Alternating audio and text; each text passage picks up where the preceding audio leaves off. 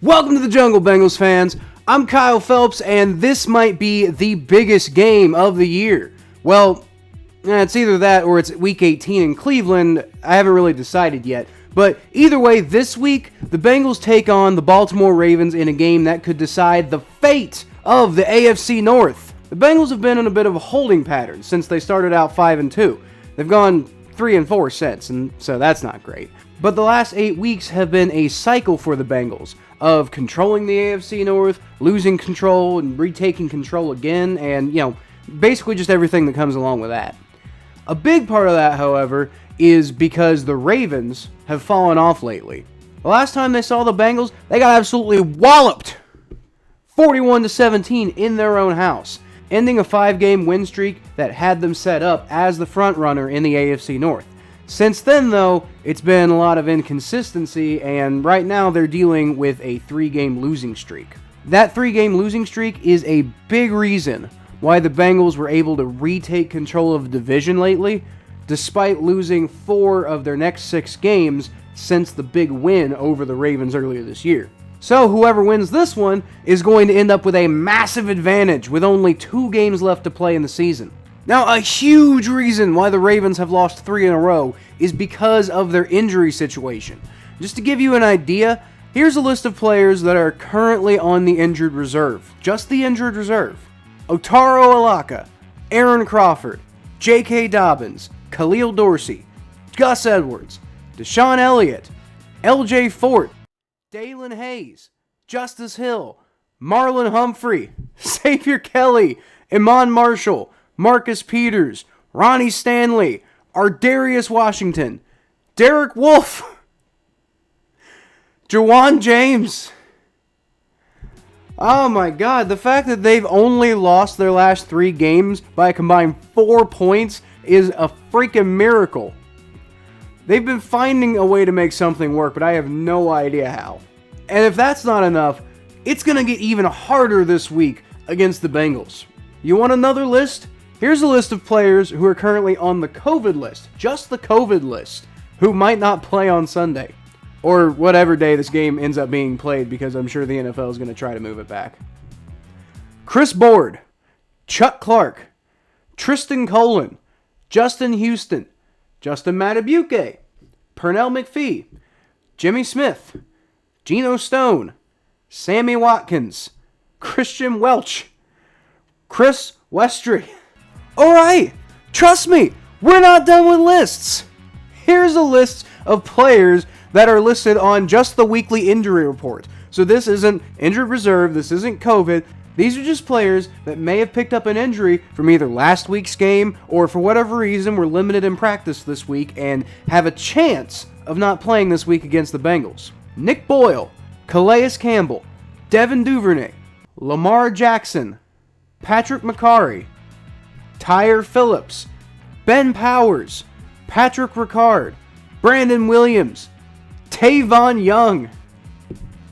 Jeez. Okay, I promise I'm done with lists now.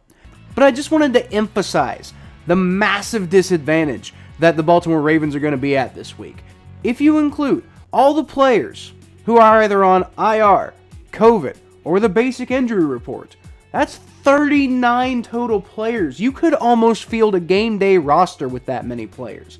Seriously, if the Bengals end up winning this game, that'll be great for their season, and they'll most likely go win the AFC North after that, and that'll be great, and everybody be happy and everything like that. But at the same time, you can't come out of this game and think, oh my god, we made this amazing, big, awesome win. It'd be more one of those things like if the Ravens somehow come up with a win, then that would just be one of the most incredible feats I've ever seen.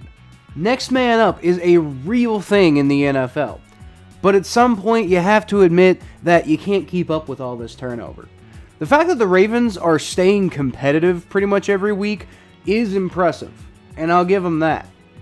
But I would imagine it's probably going to be too much for them to overcome this week. The Bengals, on the other hand, have been remarkably healthy this year, and they still, for the most part, are, other than, the meat grinder that is the linebacker position. And, that actually could kind of actually be a massive issue this week because the Ravens are a run-oriented team where having a really solid linebacker core to play against them and help out on defense would actually be a pretty important thing. So going into this week, that actually could be a bit of a disadvantage for the Bengals. But the state of the Ravens secondary, which hasn't been good on top of all of these injuries, pretty much gives the Bengals a massive mismatch to play off of on offense this week. I wouldn't be shocked to see the Bengals replicate the 41-point bomb that they dropped on the Ravens the last time these two teams played. At the end of the day, I don't think that these two teams have changed that much since the last time that they played each other. You know, well, other than all the players that the Ravens are going to be missing. But the Bengals still have way too many offensive weapons for the Ravens to deal with all at once. And the Bengals seem to have figured out how to defend against the Ravens offense since the last couple of times that we've seen them. That doesn't mean that I think the Bengals can take this Ravens team lightly, though. Like I said, they've lost their last 3 games by a combined 4 points. You really can't count them out regardless of the state of their roster. So, to help us preview exactly what the Bengals are going to be walking into this week against the Ravens, we've brought in our newest correspondent to the show. His name is Reggie, and he's a big Ravens fan. He runs Reggie's Raging Ratbird podcast, sponsored by Crab VPN. What's up, Reggie? What's up, Bengals fans? Ready to get your ass kicked again by us? Oh, Lamar Jackson's gonna have a feast against you guys. Again.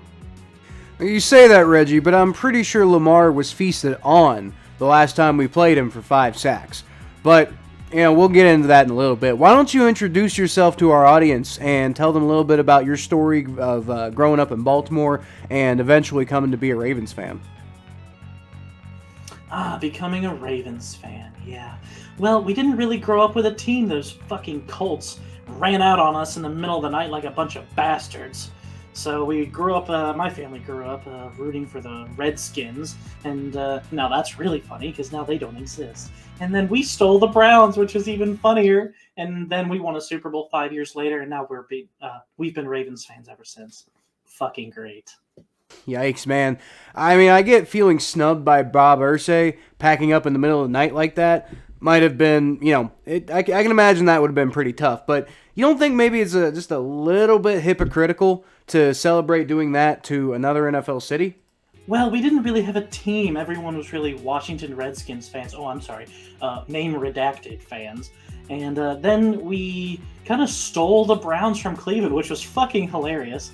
And yeah, that was great. All right, well, I'm not here to play fan police, so let's talk about the Baltimore Ravens in 2021, man. So could you give me a little bit of your perspective on how the season's gone so far this year? Well, Kyle, we started off doing really well until we ran into some pathetic team from Cincinnati who beat us for some reason.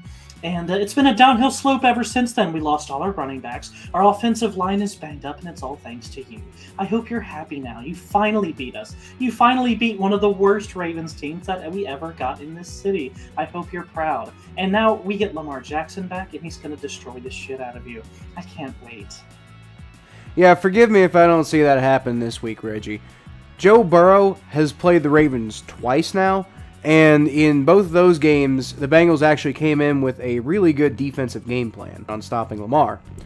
That first game, the Bengals couldn't really generate any offense to speak of, but they held Lamar to under 200 passing yards and only 3 rushing yards. The second time we already talked about. Lamar Jackson had pretty decent numbers in that game, but the Ravens weren't able to generate any big plays during that game, especially in the second half. And the defense ended up holding them to only 17 points. Well, that was practice squad Lamar. You see, when we go on the field against the Bengals, we know we're going to win, and we don't have to win because we're going to win the division. But that was a practice game, and we've had lots of practice since then. We're gonna beat your ass this time. Since this game matters, you guys matter now. What is this? What kind of NFL is this where the Bengals matter? Well, you're not going to after this week. Lamar Jackson's going to run for at least 4 touchdowns against you. His broken ankle's going to magically heal, and our offensive line is going to magically play well enough for that to happen. Yeah, that would take a special kind of magic. No team has let their quarterback be sacked more than the Ravens have this year. So, with the Bengals defense being 3rd in the NFL in generating sacks this year with 40 so far in the season, do you think that could potentially present an issue? Well, we have a run-oriented offense. That means all of these teams think it's really fucking clever to blitz all the time. So all we need to do is have Lamar throw to Mark Andrews, that's really the only person he has to throw. And that's how we're going to beat your asses. I don't see any other way to do it. Well, yeah, I have to admit, your defensive line is really fucking good, and that's annoying. And our offensive line is really fucking bad, and that's annoying. So Lamar Jackson's going to have to beat the blitz, and he's going to have to just, fuck it, Mark Andrews is out there somewhere, and that's the game plan as far as I can see. And Harbaugh better not go for 2 at all. I don't care how good your defense is, it's just not going to work. Wow, Reggie, you don't seem too confident in your team this week. I'd imagine with all those injuries that y'all are dealing with this week, it's probably going to be pretty tough to put together a squad that can actually retake control of the AFC North this week. Well, I'm certainly not worried at all. The offensive line's playing like a wet paper bag, but that's fine. That's fine. It's just the Bengals. It's just a practice squad Bengals. We always beat you, right? We always fucking beat you. We're going to beat you again. Like I said, we're going to have to throw to Mark Andrews. Huntley's probably not going to play. I think Lamar Jackson's going to play, and he's going to play fucking great! I'm not worried. I'm really not worried. It's just the Bengals. It's just the Bengals. It's just the Bengals. It's just the fucking Bengals. AJ Green. Oh, God. Well, don't worry, Reggie. AJ Green isn't here anymore, and he can't hurt you. Tyler Boyd sure is, though. Do you think that he might be a necessary part of the game plan for the Bengals and how they can hope to come away with a win this week? I don't think you can come away with a win. I really don't. I'm 100% confident that these Ravens are going to beat your asses. And as long as Tyler Boyd stays off the field, Tyler fucking Boyd. Calm down, Reggie. Ravens aren't going to lose to a practice squad team. Cool it. Think about the nice crab you're going to make after this. Old Bay crab, yes. Okay, yes. Okay, contain the run. We must contain the run on both sides of the ball. We have to actually run the ball with a running back instead of making Lamar or Huntley throw the ball to Mark Andrews. Very predictable. Even though you guys can't cover a tight end, it's still predictable as hell. We have to run the ball, and we have to contain Joe Mixon. Our defensive line is actually playing pretty well, and our defensive backs are not. So, looks like you guys are going to pass all over us. But if we... As long as we don't let... We're going to win. I don't care. We're going to win. I don't think... We're going to win 41-17. Ravens win 41-17. Interview over. Now, hold on. You don't get to just end things like that on me. Why don't you give me a more realistic prediction on what you think's going to happen? Ravens win 41-17. Number 1 in the AFC North. Playoffs. Football. Okay. All right. Well, if that's your realistic reaction, then... Easy. We're going to beat the okay? squad Bengals. We're going to win the AFC North. We're going to win the AFC North. You done? 41-17 Ravens. Okay, 41-17. Are you done? All right. So before we get out of here, man, are you going to come down to Cincinnati to watch the Ravens lose? Oh, to watch the Ravens lose? No, I don't think so. No, we've beat you the last, 13 out of 15 times. We're not going to lose again. And what am I going to do when I'm down in your gross-ass city? Eat some chili without any crab in it? What kind of fucking chili is that anyway? That is the most disgusting shit I've ever seen. No seafood in Cincinnati? All you got is beef and pork and hot dogs? What an awful place you must live in. Baltimore's so much better with our crabs and our unique culture and issues with our police, but it's a better. I'll be staying home. Let me just say that. I'll be staying home. Right. Well, I don't think we'd really want you in the city if that's going to be your attitude about it, man. But anyway, Bengals fans, that's going to be it for this episode. Unfortunately, we'll be checking in again with Reggie the next time the Ravens play the Bengals, probably next year, unless for some insane reason these two teams actually see each other in the playoffs. But my prediction for this game is going to be 31-21 Bengals. I think they're going to have a really tough time keeping our offense in check, considering all the weapons that we have and the lack of personnel that they have in their secondary.